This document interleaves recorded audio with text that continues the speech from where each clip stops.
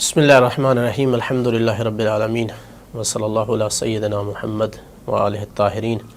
اللہم صلی علی محمد وآل محمد۔ حقیقتاً یہ ہے کہ مجھے چاہیے کہ میں معارف ولایت کے برادران جو ہے ان کے کا شکر گزار ہو جاؤں کہ انہوں نے موقع دیا ہے کہ میں جو ہے کچھ لب کشائی کر سکوں جناب سیدہ طاہرہ کی عصمت کے حوالے سے، چونکہ آج کل یہ موضوع بہت زیادہ ڈسکس کیا جا رہا ہے۔ بعض نے یہاں تک جرأت کی ہے کہ جناب سیدہ مثلاً اپنے فلاں مطالبے میں فلاں بات میں عیاذ باللہ وہ غلطی پہ تھیں، تو یہاں یعنی فیصلہ جو ہے وہ اسی بات سے ہو جاتا ہے کہ جناب سیدہ معصومہ تھیں، اور معصوم جو ہے وہ اس طرح کی غلطی قطع نہیں کر سکتا کہ وہ کسی کا مال جو ہے ناجائز جا کر اس کا مطالبہ کرے اور اپنے لیے لینا چاہے۔ جب عصمت ثابت ہو گئی تو پھر مقابل میں کوئی بھی ہو کوئی مطالبہ ہو معصوم کا، کسی کے سامنے ہو، کسی جگہ پر ہو، وہاں ہم یہی نتیجہ نکالیں گے کہ معصوم ہستی ہے، ان سے کوئی گناہ نہیں ہو سکتا، لہٰذا اگر غلطی ہے تو کسی اور کی ہو سکتی ہے۔ عصمت کے حوالے سے کہ جناب سیدہ معصومہ تھیں، بہت ساری دلیلیں ذکر کی جا سکتی ہیں، لیکن مختصر طریقے پر میں 3 چیزیں یہاں ذکر کرنا چاہوں گا۔ سب سے پہلی چیز تو یہی آیت تطہیر ہے کہ اللہ تعالیٰ نے کہا کہ میں نے اہل بیت کو ایسے پاک کر دیا ہے کہ جیسے پاک کرنے کا حق ہے۔ اب اللہ تعالیٰ نے جس کو پاک کیا ہو، ایک اللہ تعالیٰ نے اس ہستی کو پورے مسلم امت میں سے چنا ہو اس لیے کہ اللہ اسے پاک کرے، تو یہ کیسے ہو سکتا ہے کہ وہ جا کر کسی کے مال کے بارے میں عیاذ باللہ جو ہے وہ ناحق دعویٰ کرے،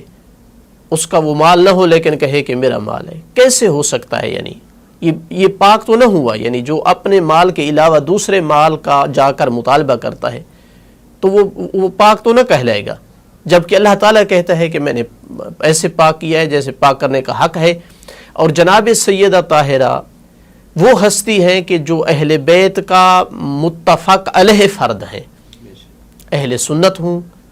شیعہ ہوں، تمام کے نزدیک جناب سیدہ اہل بیت کا یقینی فرد ہے۔ تو سب سے پہلے تو یہ اس آیت کی اس سے تکذیب لازم آتی ہے کہ اگر کوئی کہے کہ وہ کبھی کبھی جا کر جو ہے وہ ناجائز بھی مطالبہ کرتی تھی مال کا دوسروں کے اموال کے بارے میں۔ دوسری بات کہ صحیح ترین احادیث میں یہ چیز وارد ہوئی ہے کہ جناب سیدہ جناب مریم کا درجہ رکھتی ہیں، بلکہ ان سے بھی افضل ہیں۔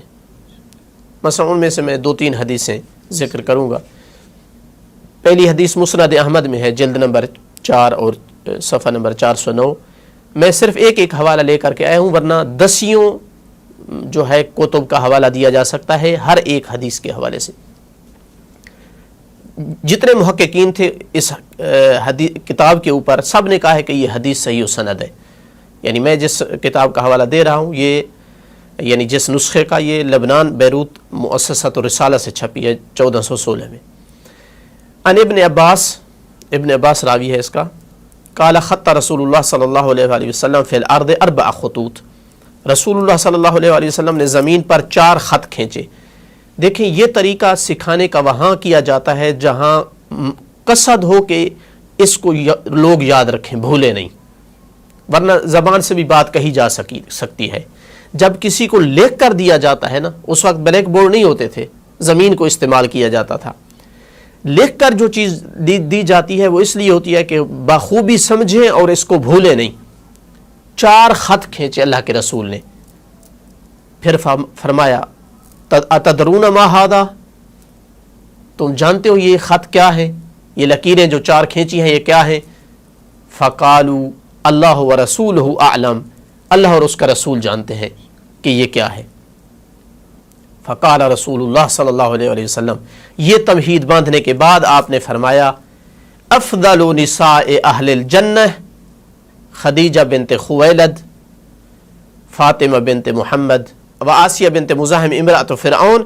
و مریم ابنت عمران، 4 خواتین یہ افضل نساء اہل الجنہ ہیں۔ اگر ہم اس چیز کا لحاظ رکھیں کہ جناب سیدہ کو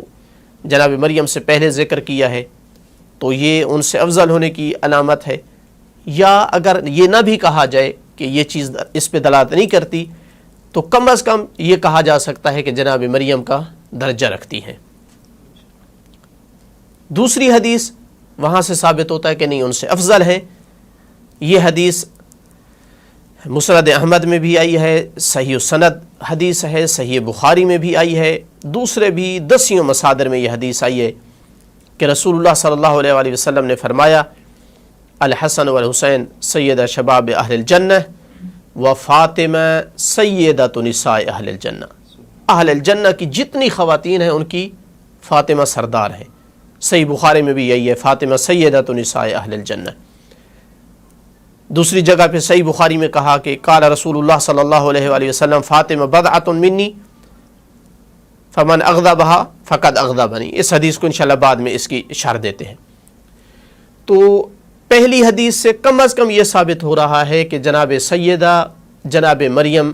سے اگر افضل نہیں ہے تو ان سے کم نہیں ہے۔ اس دوسری حدیث سے یہ ثابت ہو رہا ہے کہ جنت کی جتنی خواتین ہیں ان سب سے جناب سید افضل ہیں، ان کی سردار، ان کی آقا زادی ہیں۔ اب جناب مریم کا کیا مقام ہے، اس حوالے سے اگر ہم جناب مریم کا مقام دیکھتے ہیں تو قرآن مجید ارشاد فرما رہا ہے وَإِذْ قَالَتِ الْمَلَائِكَةُ يَا مَرْيَمُ إِنَّ اللَّهَ اصْطَفَاكِ وَطَهَّرَكِ وَاصْطَفَاكِ عَلَى نِسَاءِ الْعَالَمِينَ، جب ملائکہ نے کہا اے مریم بے شک اللہ نے تجھے چن لیا ہے، مصطفیٰ بنا لیا ہے، وَطَهَّرَكِ اور تجھے پاک بنایا ہے، وَاصْطَفَاكِ عَلَى نِسَاءِ الْعَالَمِينَ عالمین کی خواتین پر تجھے چن لیا ہے۔ تو جناب مریم کو 2 دفعہ اللہ نے ان کا استفاء کیا ہے، انہیں چنا ہے، اور ان 2 دفعہ کے چننے کے درمیان ان کو پاک بنایا ہے۔ اب جناب مریم کی عصمت اور طہارت اس آیت سے بالکل واضح ہو رہی ہے، جلی ہو رہی ہے ان کی عصمت و طہارت، کہ اللہ نے ان کو مصطفیٰ بنایا ہے اور ان کو پاک بنایا ہے۔ تو کیسے وہ معصوم نہ ہو جو جناب مریم کی بھی سردار ہیں، سیدۃ نساء اہل الجنہ ہیں۔ تو یہ حدیثیں جو ہم نے عرض کی ہیں صحیح سند احادیث، اس آیت کے ساتھ اگر ان کو ملایا جائے تو نتیجہ یہی نکلتا ہے کہ جناب فاطمہ زہرا سلام اللہ علیہا صرف معصوم نہیں ہیں بلکہ معصوم خواتین کی بھی سردار ہیں۔ تیسری چیز جو میں عرض کرنا چاہ رہا تھا عصمت کے حوالے سے وہ یہ ہے کہ ابھی میں نے حدیث پڑھی ہے صحیح البخاری کی کہ جس میں صحیح بخاری والا نقل کر رہا ہے رسول اکرم صلی اللہ علیہ وآلہ وسلم سے فاطمہ بضعۃ منی فمن اغضبها فقد اغضبنی۔ اس مضمون کی حدیثیں یعنی 10 سینکڑوں مصادر میں مل جائیں گی اور صحیح سند احادیث کے ساتھ کہ اللہ کے رسول نے فرمایا کہ فاطمہ کو جس نے بھی غضبناک کیا اس نے مجھے غضبناک کیا، فاطمہ کو جس نے اذیت کی اس نے مجھے اذیت کی۔ تو اب اگر ایاز باللہ جناب سیدہ سے کوئی غلطی ہو سکتی تھی تو پھر اس کا مطلب ہے وہ کسی پر غلط طریقے سے بھی غضبناک ہو سکتی تھی، ناجائز حق پہ بھی غلط، وہ حق نہ ہونے کے باوجود بھی غضبناک ہو سکتی تھی۔ تو کیسے رسول اکرم صلی اللہ علیہ وآلہ وسلم فرما رہے ہیں کہ فاطمہ جس پر غضبناک ہوئی اس پر میں غضبناک ہوا، جس پر میں ہوا تو اس پر اللہ تعالیٰ غضبناک ہوا۔ یہ تب ہو سکتا تھا جب رسول اللہ کو پورا یقین تھا کہ میری بیٹی معصوم ہے، میری بیٹی کبھی بھی کسی کے مال پر ناجائز مطالبہ نہیں کر سکتی ہے، کسی کے ساتھ ناانصافی نہیں کر سکتی ہے، تب ہی تو ان کی کے غصے اور ناراضگی کو اپنا ناراضگی قرار دی اور ان کی رضا کو اپنے رضا قرار دی۔ یہ جناب سیدہ کی عصمت پر انتہائی واضح اور روشن دلیل ہے کہ اگر وہ معصوم نہ ہوتی تو ان کو یہ مقام ممکن نہیں تھا کہ رسول اللہ یہ مقام عطا کرتے کہ اگر فاطمہ کسی پر ناراض ہوئی تو اس پر میں ناراض ہوں۔ یہ عصمت ہوتے ہوئے ایسا کہا جا سکتا تھا ورنہ ممکن نہیں تھا۔ یعنی یہ کہنا کہ جناب سیدہ سلام اللہ علیہا وہ اس مسئلے میں مطالبہ کرنے میں جان بوجھ کر ایاز باللہ انہوں نے جھوٹ نہیں بولا، لیکن وہ غلطی پر تھیں. یہ کہنا جھوٹ کی نسبت دینے سے کم نہیں ہے. یعنی جس طرح ان کی طرف جھوٹ دینے کی نسبت یہ قرآن اور حدیث کی اور رسول اللہ کی تکذیب ہے، ان کو جھٹلانا ہے، اسی طرح انہیں ایاز باللہ غلط کہنا بھی، چونکہ غلطی پر کہنے کا مطلب یہ ہے کہ وہ مسئلہ نہیں جانتی تھیں. اب میراث کا مسئلہ کہ انبیاء کی میراث ہوتی ہے یا نہیں ہوتی، یہ یعنی اہم ترین مسائل میں سے ہے اسلام کے. جو خاتون میراث کا ایک مسئلہ نہیں جانتی ہے، کیسے اللہ تعالیٰ نے انہیں یعنی جنت کی تمام خواتین کی جو ہے وہ سردار قرار دیا ہے؟ کیسے ایسی خاتون کو اللہ نے پاک ہونے کا ان کا اعلان کیا ہے، باوجود اس کے کہ وہ چھوٹے سے مسائل سے وہ جو ہے نابلد تھیں؟ اصلاً یہ کہنا یعنی ٹکراتا ہے قرآن مجید کی ان آیات کے ساتھ اور جناب سیدہ کو جو مقام دیا گیا ہے اس مقام کے ساتھ. یعنی وہ لوگ تو جانتے تھے کہ جو کبھی قرآن کی فلاں آیت کا معنی ان کو نہیں آتا، کبھی فلاں معنی نہیں آتا، کلالہ کا کیا معنی ہے، فاکہتا و ابا کا کیا معنی ہے، بڑا عرصے تک یعنی ایک ایک لفظ جو ہے کتنی بار کہنا پڑتا تھا ان کو کہ لولا علی لہلک فلان. جبکہ جناب سیدہ جن کی عصمت و طہارت کی قرآن نے گواہی دی، کہ جن کے مقام کی اللہ کے رسول نے گواہی دی، وہ اس مسئلے کو نہیں جانتی تھی. کیسے ہو سکتا ہے اصلاً؟ پھر یہ یہاں تک نہیں رکے گا کہ یہ جناب سیدہ کی ایاز باللہ ان کا خطا تھی. یہ تو رسول اللہ صلی اللہ علیہ وسلم پہ بھی حرف آتا ہے کہ یہ مسئلہ وہ مسئلہ تھا جس کا تعلق یا رسول خدا سے تھا یا جناب سیدہ سے تھا. چونکہ میراث ہونی تھی تو رسول اللہ کی ہونی تھی، اور جس نے وارث بننا تھا وہ جناب سیدہ نے بننا تھا. تو یہ کیسے ممکن ہوا کہ 23 سالہ اپنی زندگی میں دوسرے مسلمانوں کو تو چھوٹے چھوٹے مسائل بتاتے رہے کہ اگر کسی کو تھوڑا سا جلد پہ نا کوئی اگر زخم لگا دے تو اس کی اتنی دیت ہے، یا یوں کہوں اتنا تو بتاتے رہے کہ اگر واش روم میں بیت الخلاء میں جاتے ہیں تو وہاں پہلے دایاں پاؤں رکھنا ہے یا بایاں پاؤں. لیکن اپنی بیٹی کو اتنے تک نہیں بتایا کہ میری کوئی میراث بھی ہوگی یا نہیں. تو کیا خیال ہے، یعنی رسول اکرم صلی اللہ علیہ وآلہ وسلم پر یہ حرف آتا ہے یا نہیں کہ ایاز باللہ انہوں نے کوتاہی کی ہے، اپنی بیٹی کو یہ مسئلہ جو ان سے تعلق رکھتا تھا ان کو نہیں بتایا، لیکن دوسرے مسلمانوں کو بتا دیا جن کا اس مسئلے سے کوئی تعلق نہیں تھا. یہ باپ اور بیٹی کے درمیان کا معاملہ تھا کہ میراث ہونی ہے یا نہیں ہونی. پھر صرف رسول خدا صلی اللہ علیہ وسلم پہ حرف نہیں آتا، مولا علی علیہ الصلوۃ والسلام پہ حرف آتا ہے. کیونکہ جناب سیدہ سلام اللہ علیہا جب مطالبہ کرنے کے لیے جا رہی تھیں تو گھر سے باہر جا رہی تھیں، اور خاتون اسلام کے قوانین میں سے ہے کہ شوہر کی اجازت کے بغیر ایک قدم باہر نہیں رکھ سکتی ان کے گھر سے. حتیٰ روایات میں ہے کہ اپنے بابا کی ذریح اقدس کی زیارت کے لیے جایا کرتی تھیں تو مولا علی علیہ الصلوۃ والسلام سے اجازت لیا کرتی تھی. اب جب فدق کا مطالبہ کرنے جا رہی تھی تو مسلمانوں سے میں سوال کروں گا کہ کیا مولا علی علیہ السلام سے اجازت لی تھی یا نہیں لی تھی؟ اگر ایاز باللہ نہیں لی تھی تو اس کا مطلب ہے کہ جناب سیدہ کو پھر آپ گناہگار کہنا چاہتے ہیں اور آیات تطہیر کو جھٹلانا چاہتے ہیں.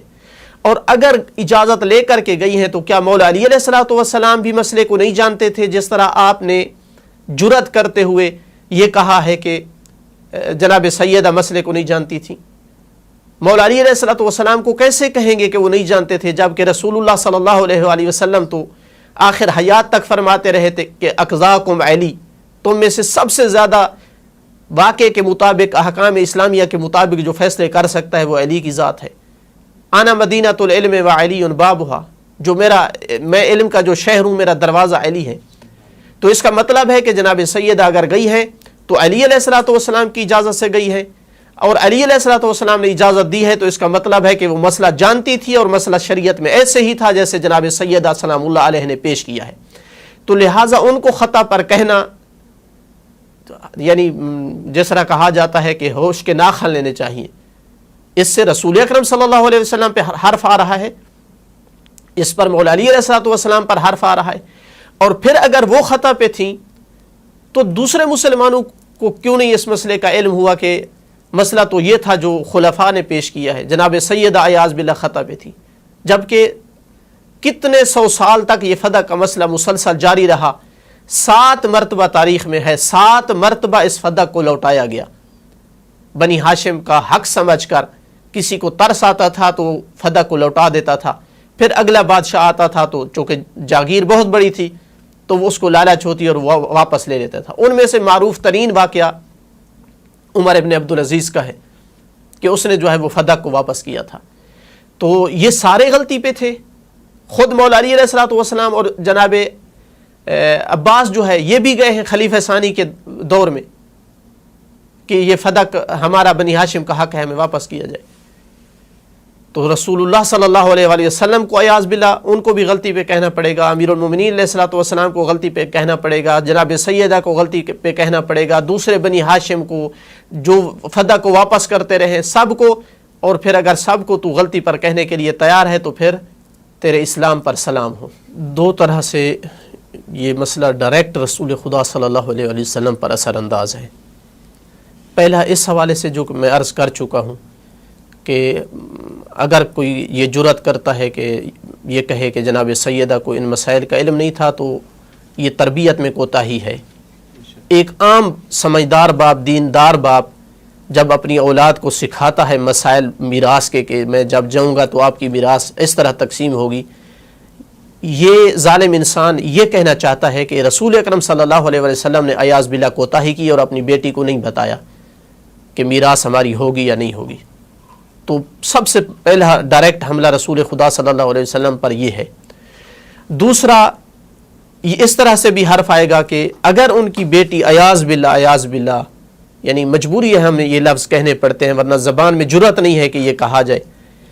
عیاذ باللہ اگر ان کو پتہ تھا کہ میری بیٹی کسی کے پاس جا کر ناجائز حق کا مطالبہ کر سکتی ہے تو کیوں ان کو یہ معیار دے رہے ہیں کہ اگر ان کو کسی نے اذیت کی تو اس نے مجھے اذیت کی, اگر کسی نے ان کو خوش کیا تو اس نے مجھے خوش کیا, اگر کسی نے ان کو غضبناک کیا تو مجھے غضبناک کیا. کیوں اپنے ساتھ اتنا جوڑ رہے ہیں؟ اگر عیاذ باللہ وہ کسی کے پاس جا کر جو ہے ان کا مال نہیں تھا وہ اور اس مال کا مطالبہ کر رہے تھے